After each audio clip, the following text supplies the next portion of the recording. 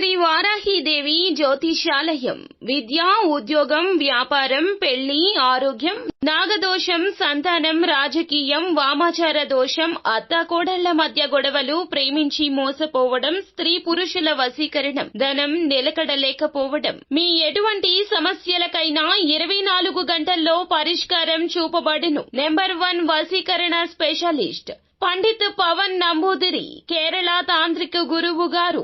ఎక్కడి వారికైనా ఒక్క ఫోన్ ద్వారా వెంటనే పరిష్కారం చూపబడును. Phone number 9043637512.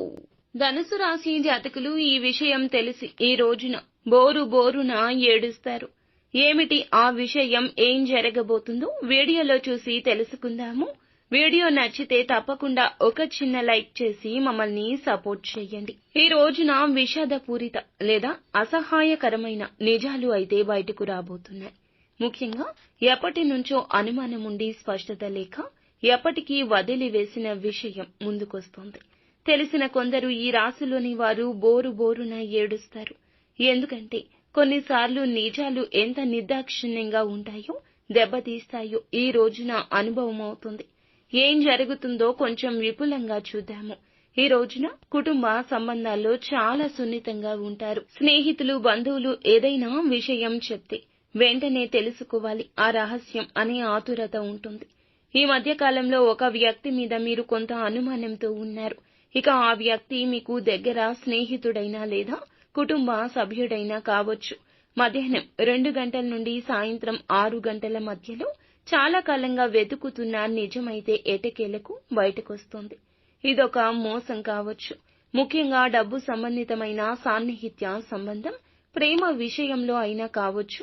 కలలను కళ్లకు కట్టినట్లు కలిగించిన వారు వెనుక వేరే దారులు వెతుకుతూ ఉంటే కనుక అది తెలిసే అవకాశం ఉంది. ఈ నిజం తెలిసాక మీరు ఒక్కసారిగా కుప్పకూలిపోవచ్చు. కొందరికి ఆవేశం ఎక్కువవుతుంది, కానీ కొందరికి కన్నీరు మాత్రమే వస్తుంది. ముఖ్యంగా ఈ రోజున ఈ రాశి వారు బయట కంటే లోపల ఎక్కువగా మదన పడతారు. కాబట్టి ఎవరూ చూడకుండా ఏకాంతంలో కూర్చొని బోరున విలపిస్తారు. ఈ విషయంలో మీకు 2 మార్గాలు ఉన్నాయండి. ఒకటి, బాధను మనసులో పెట్టుకుని మళ్లీ దాన్ని కొనసాగించడం. రెండవది, ఎంతైనా కఠిన నిర్ణయం తీసుకుని ఆ వ్యక్తిని వదిలేయడం. ఏది సరిగ్గా అనిపిస్తుందో మీరే నిర్ణయించండి. కానీ ఒకటి గుర్తు పెట్టుకోండి, వృత్తిపరంగా, ఆర్థిక పరంగా ఈ విషయంలోకి ఇంకెవ్వరినీ లాగొద్దు. మీ మనసులోని విషయాలు మనసులోనే ఉంచండి. బయటకు స్లిప్ అవ్వకూడదు. అలా చేస్తే ప్రతిష్టకు దెబ్బ తగులుతుంది. ఇక ముఖ్య విషయం ఏమిటంటే ఈ నిజాన్ని తెలిసి బాధపడితే తప్పకుండా కుటుంబానికి తెలిసే అవకాశం ఉంటుంది. మీ యొక్క భుజాలపై మీ ఇంటి వాళ్ళు సానుభూతి చూపిస్తారు. కానీ సమస్యలను పెంచాల్సిన అవసరం లేదు కదా. ఈ రోజు సాయంత్రం 7 గంటలు దాటాక ఆ వ్యక్తి నుంచి మరొక్కసారి ఎక్స్ప్లెనేషన్ రావచ్చు.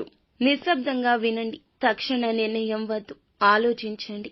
ఆర్థిక పరిస్థితి పరంగా ఈ నిజం డబ్బు సంబంధితం కావచ్చు. ఇలా అనుకుని లోటులు కూడా బయటపడవచ్చు. ఈ ఖర్చులు ఎటువంటి ఘర్షణ లేకుండా సామరస్యంగా ఎదుర్కోండి. ఎవ్వరికీ అప్పులు ఇవ్వడం లేదా తీసుకోవడం కూడా మంచిది కాదు. ఆరోగ్యం విషయానికి వస్తే ఎక్కువగా భావోద్వేగాలు, నిద్రలేని, హైడ్రేషన్, తలనొప్పులు ఉండొచ్చు. సరియైన నిద్ర అవసరము. ఏకాంతం కూడా. లోపల పుస్తకాలు చదవడము, హాల్లో చిన్న వాకింగ్ చేయడం మెల్లిగా కూల్ అవడానికి ఉపకరిస్తుంది. ఏకాంతంగా ఉండండి. ఆ ఆలోచనలే మిమ్మల్ని నడిపిస్తాయి.